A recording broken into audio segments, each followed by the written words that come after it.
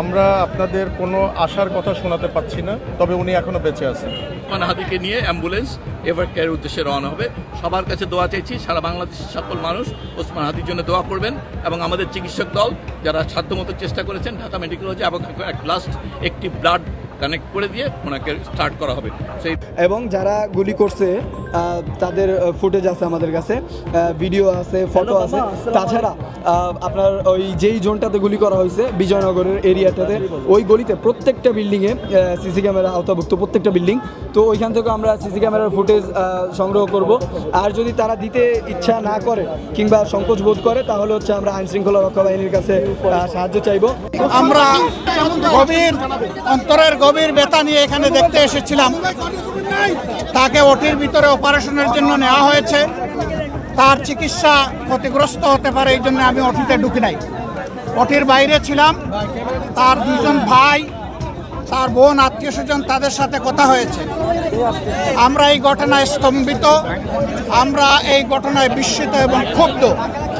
এই হামলার পিছে, এই গুলির পিছে যারা দোষী, তাদেরকে অবশ্যই আগামী 24 ঘন্টার মধ্যে তাদেরকে গ্রেফতার করতে হবে। এই স্বরাষ্ট্র উপদেষ্টাকে গ্রেফতার করতে হবে, নির্বাচন কমিশনকে তার জবাব দিতে হবে, বাংলাদেশের প্রতিটি নাগরিকদের এবং জুলাই যোদ্ধাদের নিরাপত্তা নিশ্চিত করতে হবে।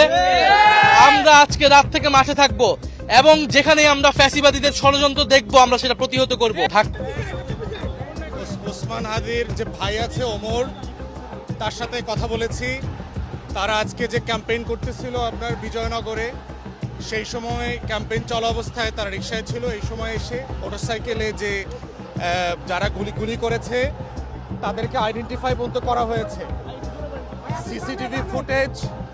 সিসিটিভি ফুটেজ এবং ক্যামেরা দেখে এখন পর্যন্ত আইডেন্টিফাই করা হয়েছে। আমরা আইন শৃঙ্খলা বাহিনীকে বলছি, অবিলম্বে চারপাশের সকল সিসিটিভি ফুটেজ আপনারা কালেক্ট করেন।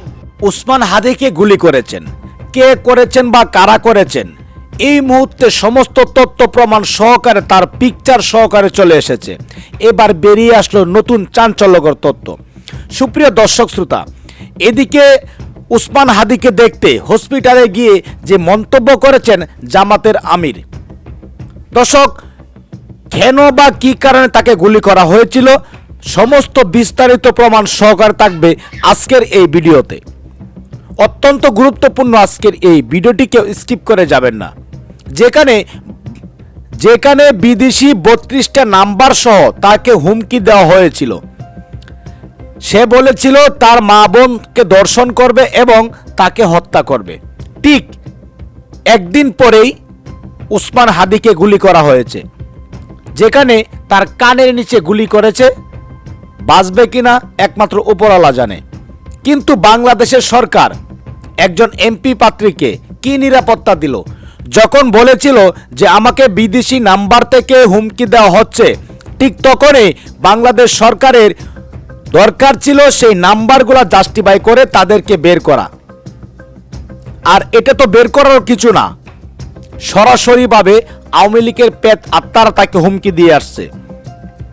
বাংলাদেশে আওয়ামী লীগের কোনো পেট আত্মা থাকবে না। বাংলাদেশে নির্বাচন কারা চায় না, এটা সাধারণ মানুষের বুঝতে হবে। বাংলাদেশে নির্বাচন কারা চায় না। 48 ঘন্টার ভিতরে সেই হাদিকে গুলি করা সন্ত্রাসীদেরকে গ্রেপ্তার করতে হবে, এমনই হুঙ্কার দিয়েছেন এবার এনসিবির মুখপাত্র সেই নাহিদ ইসলাম। অত্যন্ত গুরুত্বপূর্ণ আজকের এই ভিডিওটি, কেউ স্কিপ করে যাবেন না। সুপ্রিয় দর্শক, কে কোন জেলা থেকে আজকে আমাদের এই ভিডিওটি দেখছেন অবশ্যই কমেন্টের মাধ্যমে জানিয়ে দিন। দয়া করে আজকের এই ভিডিওটি আপনার সোশ্যাল মিডিয়াতে শেয়ার করে দিন। ইতিমধ্যে ভিডিও শুরুতে যে বিশেষ অংশগুলো দেখিয়ে আজকের ভিডিও শুরু করেছি, সম্পূর্ণ ভিডিওটি প্রমাণ সহকারে থাকবে আজকের এই ভিডিওতে। আমরা আপনাদের কোনো আশার কথা শোনাতে পাচ্ছি না, তবে উনি এখনো বেঁচে আছেন। ওসমান হাদিকে নিয়ে অ্যাম্বুলেন্স এভার কেয়ারের উদ্দেশ্যে রওনা হবে। সবার কাছে দোয়া চাইছি, সারা বাংলাদেশের সকল মানুষ ওসমান হাদির জন্য দোয়া করবেন এবং আমাদের চিকিৎসক দল যারা সাধ্যমতো চেষ্টা করেছেন ঢাকা মেডিকেল কলেজে এবং লাস্ট একটি ব্লাড কানেক্ট করে দিয়ে ওনাকে স্টার্ট করা হবে। সেই ব্যাগ, রক্তের ব্যাগটা কানেক্ট করে ওনাকে অ্যাম্বুলেন্সে তুলে দেওয়া হবে। আপনারা দোয়া করবেন সবাই ওসমান হাদির জন্য। তার এখন বর্তমান কন্ডিশন আসলে কি অবস্থা? আমরা এটাকে খুবই ক্রিটিক্যাল, যদি আমাদেরকে জিজ্ঞাসা করেন আমরা বলবো এটা খুবই ক্রিটিক্যাল। এই অবস্থায় কনজারভেটিভ মানে কোনো ধরনের কোনো ইন্টারভেনশন করা হবে বলে আমরা মনে করছি না আগামী 72 ঘন্টায়। এটা খুবই ক্রিটিক্যাল। মানে এই অবস্থায় ব্লাড দিয়ে এবং এই যে ফ্ল্যাকচুয়েটিং ডায়নামিক অবস্থাতে আমরা কোনো রকমভাবেই কোনো স্টেটমেন্ট পরিষ্কার দেওয়া কঠিন। আপনার পুরো নাম পদবি? আমার নাম মোহাম্মদ সাইদুর রহমান, আমি বিশেষ সহকারী স্বাস্থ্য ও পরিবার কল্যাণ মন্ত্রণালয়। ধন্যবাদ। এবার সার্জন আছেন, উনি হচ্ছেন প্রফেসর জাহিদ। তো এটা মানে ম্যাসিভ ব্রেন ইনজুরি বলতে যা বোঝায় সেটাই, এবং ব্রেন স্টিম মগজের যে কাণ্ড সেই কাণ্ডের পাশ দিয়ে বুলেটটা বের হয়ে গেছে, কাণ্ডেরও ইনজুরি হয়েছে। এখন ওনাকে কৃত্রিম শ্বাস প্রশ্বাসের মাধ্যমে ওনাকে আমরা বাঁচিয়ে রাখছি। তবে আসার কথা যেটা, যে সাইন অফ লাইফ যেটা বলে, জীবনের চিহ্ন, এটা ওনার ভেতরে এখনও আছে, এটা নিঃশেষ হয়ে যায় নাই। আমরা আশাবাদী, এবং আমি অপারেশনের টোটাল অপারেটিভ প্রসিডিওরের মধ্যে আমাকে অ্যানেস্থেশিয়া যিনি প্রফেসর উনি বারবার আমাকে অ্যাসিওর করছেন যে ওনার নিজস্ব যে ইফোর্ট, একটা মানুষের যে শ্বাস প্রশ্বাসের ইফোর্ট যেটা, ওটা ওনার ছিল। কিন্তু উনি প্রথমেই একবার শকে চলে গেছিলেন, আমাদের পার অপারেটিভ উনি একবার শকে চলে গেছেন। এখন আমরা যখন ওনাকে অ্যাম্বুলেন্সে শিফট করব, এই সময় ওনার নাজোফ্যারেঞ্জিয়াল ব্লিডিং, নাক এবং গলা দিয়ে ব্লিডিং শুরু হয়েছে। তো ওইটা আমরা মোটামুটি ম্যানেজ করছি, ইএনটি সার্জনরা ফাইনালি ওটা ম্যানেজ করার পরে আমরা ব্লাড দিয়ে সেফলি ওনাকে শিফট করব।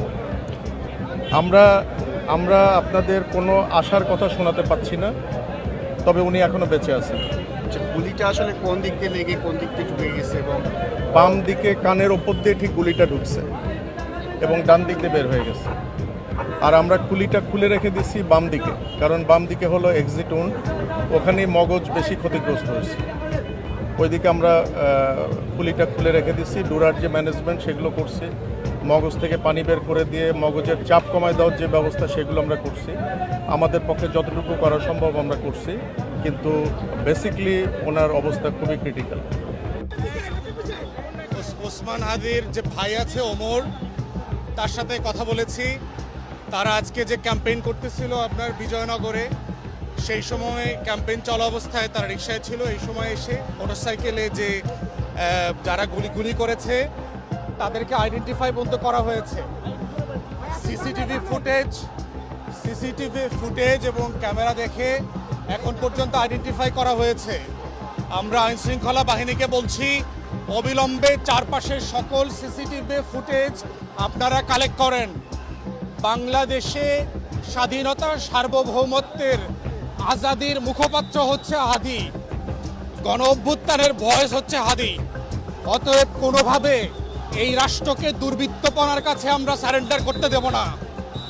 বাংলাদেশের এই আজাদির কম্প্রোমাইজ আমরা করতে দেব না।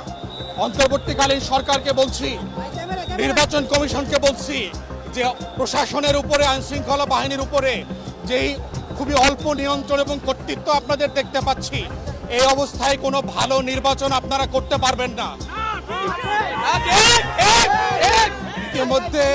ইতিমধ্যে আমরা দেখেছি যে এস আলম, হাসিনা মিলে বাংলাদেশে যে অরাজকতার প্ল্যান করেছে, তারা বাংলাদেশের জাতীয়তাবাদী, দিল্লির আধিপত্যবাদের বিরুদ্ধে যারা কথা বলছে তাদেরকে তারা অ্যাসাসিন করবে, টার্গেট কিলিং করবে, সেই পরিকল্পনা করছে। আমরা সরকারকে বলছি ইমিডিয়েটলি এক থেকে গুলি করার পর ওরা পালিয়ে যায়, এবং আমাদের ওইখানে ক্যামেরাম্যানও সম্ভবত উপস্থিত ছিল, সেও মেবি পিক তুলে রাখছে এবং ভিডিও যাদেরকে আপনারা দেখেছেন তাদের কি কোনো ছবি আপনারা এখন পর্যন্ত দেখতে পেয়েছেন কিনা?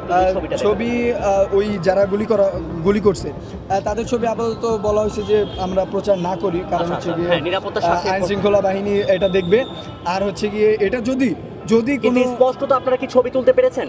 হ্যাঁ, স্পষ্ট যে ছবি তুলতে পারা হয়েছে, এবং আমাদের যেই ডাউটফিলের লিস্টে দুইজন আছে যারা এমনও বলা হয় যে আমাদের সাথে ক্যাম্পেইনও করছে, মানে আমাদের সাথেও ছিল। কারণ ভাই কিন্তু যাচাই বাছাই ছাড়া মানে আমাদের কাউকে টিমে ঢোকায় না, তারপরও অনেক সময় দেখা যায় যে বিশ্বস্ত লোক চলে আসে।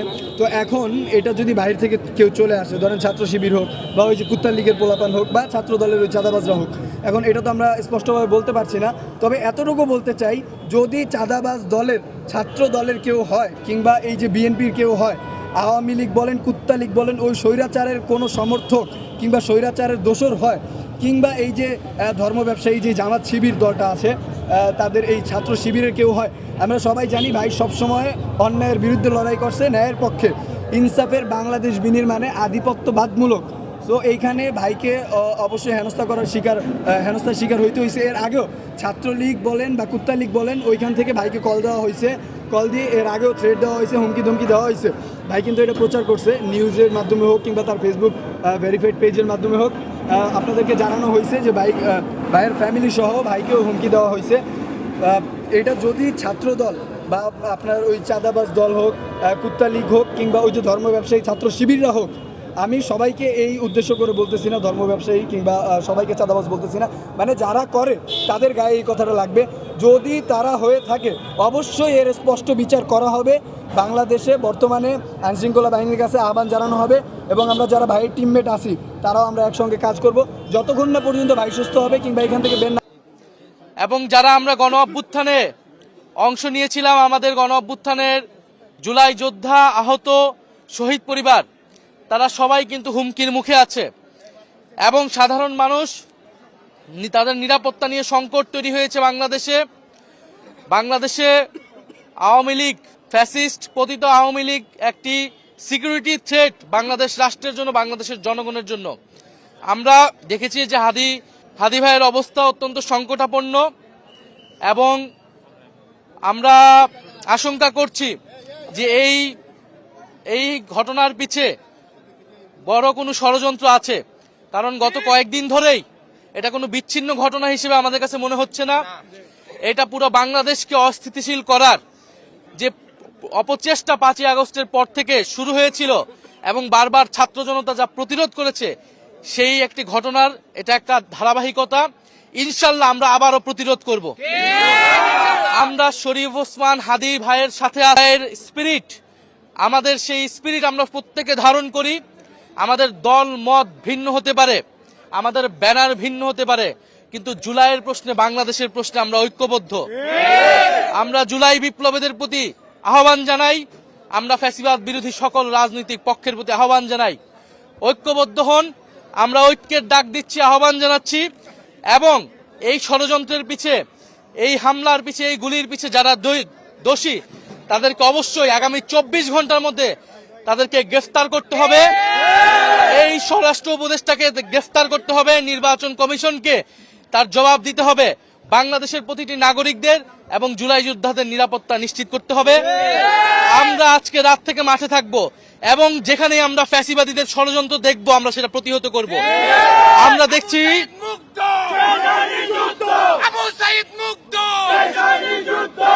আমরা দেখছি প্রশাসনে ষড়যন্ত্র করার চেষ্টা